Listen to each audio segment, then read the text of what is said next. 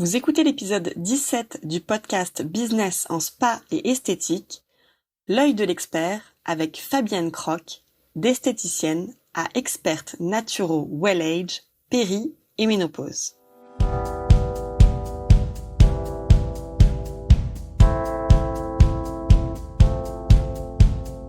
Bonjour et bienvenue. Je suis Tiffaine Modeste et je suis ravie de vous retrouver sur le podcast Business en spa et esthétique, le premier podcast du secteur du spa et de l'esthétique en France. À chaque épisode, je vous propose de découvrir les meilleures astuces que j'ai mises en place au cours de ma carrière et qui m'ont permis d'atteindre le 1 million d'euros de chiffre d'affaires dans mon spa, des outils que je partage avec nos clientes et leurs histoires de réussite, et les témoignages des grands acteurs de notre secteur.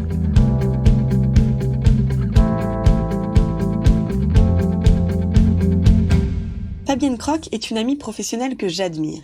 Esthéticienne de formation, elle a travaillé pour les plus grandes marques spa, mais aussi pour les plus petites. En 2020, elle opère une transformation pour devenir naturopathe et s'est spécialisée dans l'accompagnement des femmes ménopausées. Elle est l'une des pionnières dans notre secteur. Bonjour Fabienne, merci de passer un moment avec nous aujourd'hui. Je suis ravie de t'accueillir car tu fais partie vraiment des professionnels de notre secteur totalement avant-gardiste, créative, rigoureuse et avec un sens du service et de l'élégance qui est tellement inspirant que j'avais vraiment à cœur de te présenter. Mais en réalité, c'est plutôt toi qui vas le faire puisque ma première question pour toi, c'est est-ce que tu peux te présenter et nous raconter ton histoire ?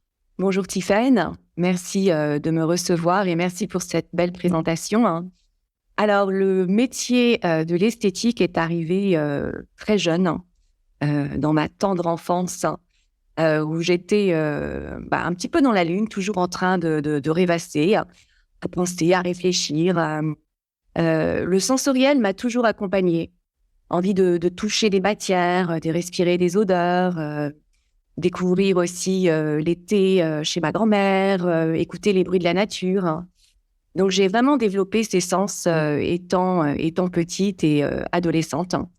Et puis, le toucher s'est affiné au fil du temps, puisque j'aimais masser, être en contact avec les gens en les touchant par le massage. Et puis, très vite, à la sortie du collège, j'allais dans les parfumeries essayer de récupérer des échantillons de crème et de miniatures de parfums. Donc, ça a démarré assez tôt, du coup, tes choix de carrière dans l'esthétique ? Oui, même si je filais plutôt vers les langues étrangères, très vite, j'ai fait mon école d'esthétique à Nantes et puis je suis repartie vers l'Angleterre où j'ai travaillé et commencé mon premier job en tant qu'esthéticienne à Londres pendant 5 ans. Donc, tu as vraiment la toute première activité en tant qu'esthéticienne, praticienne, c'était au contact de la clientèle anglophone, en fait. Tout à fait, c'était des Anglaises. Ensuite, tu es revenue en France. Tu as vécu d'ailleurs, je crois, de mémoire, les débuts du spa qui s'établissait en France. Donc, c'était dans les années 2000, c'est ça. Est-ce que tu peux nous raconter comment c'était à cette époque, quand le spa arrive chez nous ? Alors, c'était en 2002, précisément, le premier spa urbain ouvrait ses portes près de l'Opéra. Donc là, on change complètement par rapport à l'Institut de beauté où on n'est plus dans un soin. On va vraiment être dans une expérience sensorielle pour faire décoller le client au travers, bien sûr, du toucher par les massages du monde. Mais on va lui proposer aussi un pré-soin. Donc, ça peut être un bain japonais, un hammam, un bain de sauna pour faciliter la détente. Et puis, viennent les rituels cosmétiques avec des recettes ancestrales. Une innovation aussi au niveau de la formulation qui est beaucoup plus clean, sans dérivés pétrochimiques. Le goût aussi après le soin dans un espace dédié à la relaxation. Et puis, des codes couleurs bien choisis pour plus de sérénité. Donc, finalement, tu arrives dans cet univers de spa urbain qui était un peu l'univers que tu avais envie de découvrir, en tout cas quand tu étais toute petite, avec cette sensorialité très forte. Exactement. Je me souviens qu'à l'école d'esthétique, je n'étais pas du tout dans le maquillage, ni dans les soins, épilation, etc. J'étais vraiment dans le toucher, le massage du corps et du visage, hein. Et puis aussi, je me souviens que j'aimais le côté un peu luxueux des instituts dans les grands hôtels, hein. Et du coup, c'est revenu à moi quelques années plus tard avec la formation des spas dans les hôtels de luxe, hein. Mhm. Quels étaient les codes dans ces débuts des spas, dans les débuts des années 2000? Est-ce que tu peux nous rappeler, toi qui as vécu aussi dans une période d'institut plutôt traditionnelle, même si c'était en Angleterre, est-ce que tu observais déjà les différences au-delà de l'aspect sensorialité et prise en charge du client peut-être? Ah oui, complètement.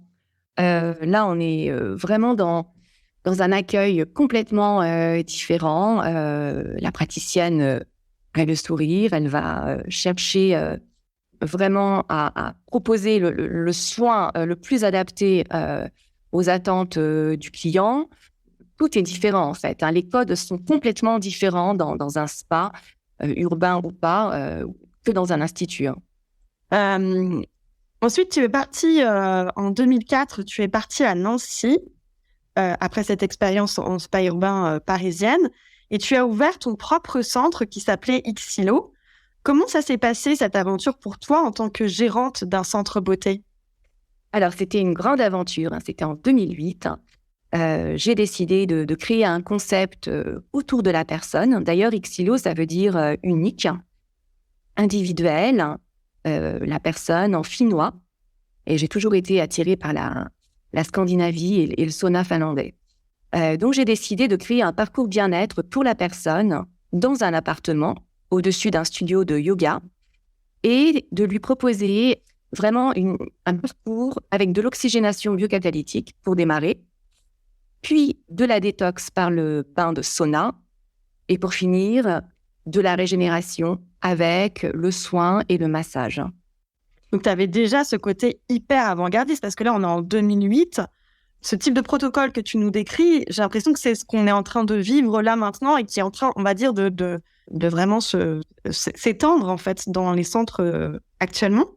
Oui, c'est vrai. On propose à la fois de la relaxation, du bien-être. On cherche l'efficacité et puis la tranquillité avant tout pour le client. Donc déjà, à cette époque-là, tu sors des codes, on va dire, classiques. Pour quelle raison, à ton avis, tes clientes qui venaient chez Xilo, elles venaient chez toi?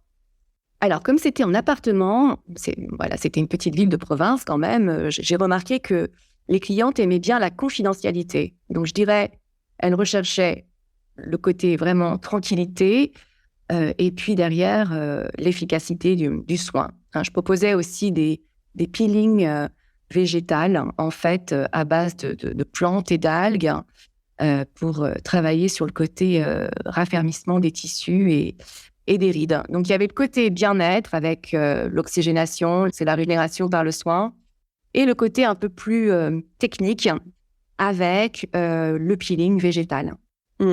En 2014, 10 ans plus tard, tu reviens sur Paris et du coup, tu reprends les formations pour des marques spa. Et d'ailleurs, c'est à ce moment-là que nous nous sommes rencontrés, hein, grâce à Beth Pantieri. Est-ce que tu as déjà remarqué à ce moment-là des évolutions au sein des équipes de spa praticiennes et d'esthéticiennes que tu formes à ton retour de Nancy? Par rapport au tout début où tu faisais partie des pionnières, des spa praticiennes qui étaient pionnières, quand tu reviens une dizaine d'années plus tard, est-ce que tu as notifié des différences? Oui, alors c'est vrai que j'ai commencé à voyager à l'international et concernant les équipes, eh bien, tout doit être au top. C'est-à-dire que l'accueil est assez standardisé, protocolaire, disons-le, mais il est parfait. Le soin, forcément, il est excellent, hein. Le client vient chercher l'excellence de toute façon, donc il se doit d'être sans faute. Le côté post-soin commence plus à se développer. On va vraiment axer sur les ventes produits, hein. C'est pas parce que c'est un spa qu'on ne vend pas de la cosmétique. Donc, on va créer toutes ces ordonnances, ces prescriptions de bien-être pour faciliter les ventes, pour que la cliente ou le client puisse renouveler l'expérience à la maison. Et puis, donc, on va lui offrir encore plus de relaxation avec un service au top, si l'espace le permet. Donc, oui, l'accueil est parfait, le sourire, l'élocution, la gestuelle, le conseil post-soin. Donc vraiment cette phase de conseil post-soin qui commence à bien prendre et à bien se développer. Tu as plusieurs talents, hein, puisque ta carrière est quand même très, très riche. Et un de tes premiers talents, c'est de les mettre au service des marques cosmétiques. Moi, j'aime bien dire que tu es une dénicheuse de marques pépites parce que tu travailles avec énormément de marques de niche ou des marques qui débutent, en tout cas. Tu en as accompagné énormément et certaines de ces marques décollent véritablement grâce à toi. Comment est-ce que tu les repères, ces marques de cosmétiques qui sont prometteuses? Alors aujourd'hui, c'est Instagram qui me permet de découvrir des marques de niche. Si c'est pas moi qui les trouve, eh bien c'est elles qui viennent vers moi, voilà, par un réseau autour de la cosmétique. On vient me chercher pour créer un protocole en fait. Hein. C'est toute la mise en scène, la mise en musique autour du produit cosmétique. Il faut respecter l'identité et la philosophie de la marque et ensuite créer une multitude de gestuels autour du produit. De quelle façon tu les accompagnes, ces marques? Est-ce que ça vient toujours, est-ce qu'elles te sollicitent toujours pour créer des soins signatures ou est-ce que tu accompagnes des marques dans d'autres services? Qu'est-ce qu'elles te demandent? Alors, en règle générale, elles ne connaissent pas le soin. Donc, elles m'envoient leur ligne de produits et j'ai un peu carte blanche. Elles me disent, voilà, on doit développer 2-3 soins, visage ou corps, hein, et on ne sait pas comment orchestrer le soin. Donc ça, c'est la première chose, je dirais, c'est ce que je fais le plus, hein, c'est développer le soin signature pour la marque. Après, le côté post-soin est intéressant aussi, puisque on se rend compte que après le soin, aujourd'hui, on propose à la cliente de connaître davantage sur sa peau, mais aussi sur les muscles de son visage. On va lui apprendre peut-être 2-3 gestuels pour appliquer son contour des yeux ou sa crème pour la nuit ou pour le visage. Peut-être lui proposer 2-3 exercices de gymnastique faciale aussi pour travailler un peu l'affaissement des tissus qui peut arriver avec l'âge. Donc, c'est proposer, je dirais, un accompagnement post-soin à la marque ou aussi, avant de démarrer le soin, que fait-on? Est-ce qu'il y a un petit peu de respiration? Est-ce qu'on ne peut pas faire une petite séance de sophro à la personne avant de démarrer le soin? Enfin, il existe pas mal de choses avant le soin et après le soin. Donc, tu peux proposer à la fois sur ces 3 phases de création, vraiment d'expérience client autour de ces marques. Tu as je dirais un autre talent, mais il y a plusieurs autres talents. Tu es l'une des pionnières aussi professionnelles de notre secteur qui s'est intéressée à une période de la vie des femmes qui est assez particulière, qui est la préménopause et ménopause. Est-ce que tu peux nous raconter comment tu es arrivée à t'intéresser à ce sujet et à quelle période dans ta carrière tu as pu te spécialiser dans ces accompagnements dans cette période de vie des femmes? Alors, c'est mon expérience personnelle, je dirais, puisque les hormones féminines ont commencé à me jouer des tours autour de mes 40 ans. Je comprenais difficilement ce qui se passait et avec des troubles un peu de l'humeur où j'étais exécrable, impatiente, agressive. Je pouvais plus gérer mes émotions, je pleurais pour un oui, pour un non. J'avais envie d'être seule et de me retrouver face à moi-même. Et puis, en lisant beaucoup d'ouvrages anglais, américains, sur les hormones féminines avant 50 ans, parce qu'on nous parle beaucoup de la ménopause, mais la préménopause est tout aussi importante. Elle arrive donc dans la quarantaine en règle générale. Bien sûr, elle peut arriver avant, mais elle peut aussi arriver après. Mais en moyenne, elle arrive dans la quarantaine. Et donc c'est mon expérience perso qui m'a décidée à ouvrir mon champ sur la préménopause et la ménopause. Et de quelle façon, du coup, tu as pu faire un peu une synergie de ton métier qui est à la base d'esthéticienne, de praticienne, de massage, de créatrice de protocoles de soins, à cette compétence et en savoir plus sur le bien-être et l'accompagnement qu'on peut proposer aux femmes qui vivent cette période de transition et de changement? Alors, on nous parle beaucoup aujourd'hui du IN et du out. Hein. Le out, bien sûr, hein, c'est tout ce qui concerne l'extérieur, c'est la peau, c'est l'esthétique. Hein. Le in, eh bien, qu'en est-il, hein? C'est vraiment les émotions, c'est comment je m'alimente au quotidien, comment je bouge mon corps. Hein. Voilà, donc c'est cet aspect qui m'intéressait le plus. Hein. C'est pour ça que je me suis orientée vers de la naturopathie, pour explorer comment on pouvait être bien à l'intérieur de soi pour rayonner, pour révéler à l'extérieur. Hein. Et quelles sont les particularités, parce que tu as fait donc cette formation naturopathie avec tes diplômes et tes expériences de base. De quelle façon aujourd'hui tu les accompagnes, ces femmes, toujours dans le bien-être, toujours dans le prendre soin de la peau, dans l'alimentation? C'est quoi l'accompagnement que tu leur proposes? Alors, en naturo, hein, bien sûr, on va parler de la nutrition, c'est la base. Hein. Si on veut avoir des hormones à peu près équilibrées, eh bien, on dit que 70% de solutions se trouvent dans l'assiette. Hein. Donc, c'est d'abord la nutrition. Ensuite, vient la micronutrition. Je parle de la supplémentation, puisqu'on a beaucoup de carences aujourd'hui, hein, dans notre alimentation. Donc, un peu de supplémentation va beaucoup aider.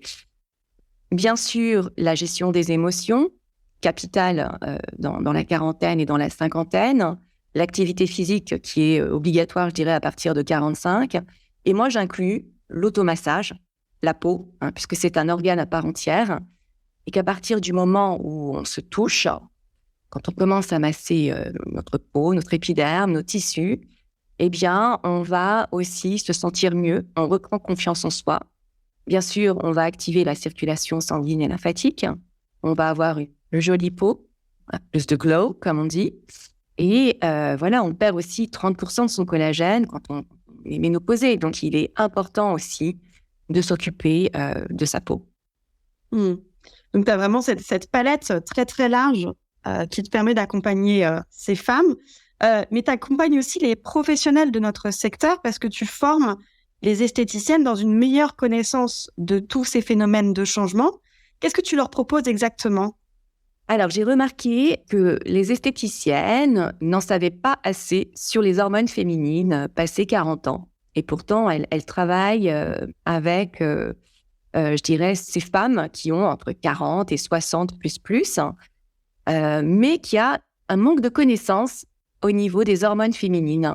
Alors, j'ai décidé de créer un petit module de formation autour de la préménopause et de la ménopause pour leur expliquer ce qu'il se passe dans le métabolisme sur le plan hormonal.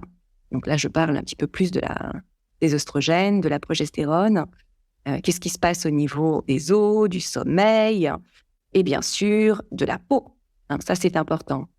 Voilà. Et puis, en plus, elles peuvent proposer des soins plus adaptés, hein, avec de l'appareillage ou non. Ça peut être du Copito, bien sûr. Mais quand on a une connaissance des hormones féminines, je trouve qu'on peut mieux conseiller la cliente et mieux aborder le sujet qui n'est pas toujours forcément très simple quand on est en salle de soins avec sa clientèle. Donc, tu as développé ces formations-là, donc pour la partie connaissance. Tu proposes aussi des animations dans les centres. Est-ce que tu peux nous en parler? Oui, alors, je reviens sur le module formation. Je propose donc une première partie sur les hormones féminines et la deuxième partie concerne l'automassage au niveau du visage, au niveau du ventre, au niveau des jambes et un petit peu de l'ensemble du corps. J'ai créé des ateliers d'automassage pour que les professionnels puissent, à leur tour, proposer des ateliers pour dynamiser leur centre et leur clientèle. Donc, ce sont des outils un peu clés en main que tu leur proposes pour qu'ils puissent accompagner leurs clientes à... Voilà. OK. C'est une carrière vraiment très, très riche et je pense qu'avec cette multitude de formations et cette multitude de compétences, tu peux être vraiment légitime à dire que tu proposes des accompagnements à 360 degrés, puisqu'on a de l'alimentation, on a de l'activité physique, on a tout ton métier esthétique et toutes tes connaissances pratiques sur la peau. J'aimerais maintenant te questionner sur ta vision du futur de notre secteur spa esthétique, parce que tu as toujours eu ce côté très, très avant-gardiste. Depuis tes débuts dans notre secteur, quelles sont les évolutions que toi, tu as constatées? Alors, je remarque forcément que la facialiste se multiplie partout en France. Elle a décidé de se spécialiser plus sur le visage, le cou, le décolleté, la tête, mais elle a vraiment ce focus. Je pense que dans les années futures, eh bien, cette spécialisation va être encore plus présente.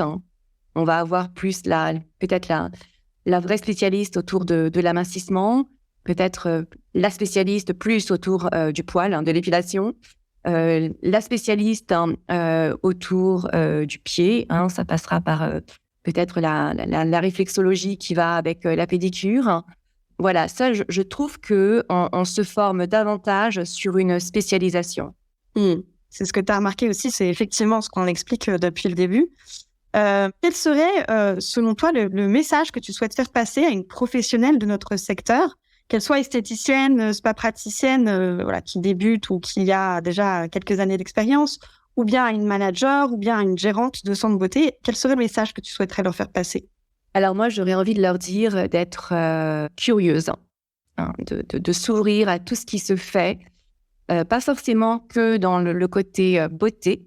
Le côté bien-être s'ouvre de plus en plus avec les années précédentes compliquées qu'on a vécues.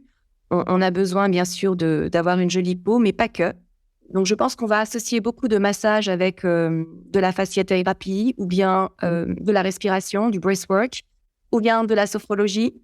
Il y a des marques maintenant qui commencent à réfléchir sur l'association de la beauté et du bien-être. Par exemple, des masques maintenant qu'on applique sur le visage et on peut avoir une séance de sophrologie en même temps. Donc, d'être curieuse, de s'ouvrir à tout ce qui se fait, tout ce qu'on propose.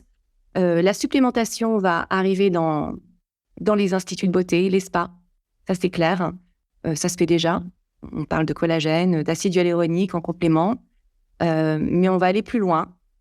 Les hormones féminines aussi vont intéresser, je pense, de plus en plus les esthéticiennes et elles vont vouloir garantir peut-être plus de résultats dans le in comme dans le out. Et ça passe par de la supplémentation aussi. Voilà, je dirais d'être le plus curieuse possible. À partir du moment où on choisit sa spécialité, on essaie de regarder vraiment plus large. Oui, si par exemple on est spécialiste dans le massage bien-être, on peut peut-être se renseigner sur peut-être les fonctions du sommeil ou les rouages du stress en fait, sur le corps, sur le dérèglement hormonal, etc. Complètement, il faut aller creuser un petit peu plus loin. Je pense que les esthéticiennes vont s'intéresser de plus en plus à la naturopathie. Je dirais que le son et le toucher en ce moment aussi s'emboîtent très très bien avec les bains sonores aussi, qui sont dans les spas. Complètement. Donc, c'est ce qui revient à ce que j'appelle, moi, augmenter notre valeur ajoutée. Regarder un petit peu plus large. Merci beaucoup, Fabienne, pour ce précieux moment. Et voilà, moi, j'ai beaucoup de plaisir à suivre tes aventures et à suivre toutes les belles idées que tu proposes dans notre secteur. Merci et à très vite. Merci beaucoup, Tiffany. À bientôt.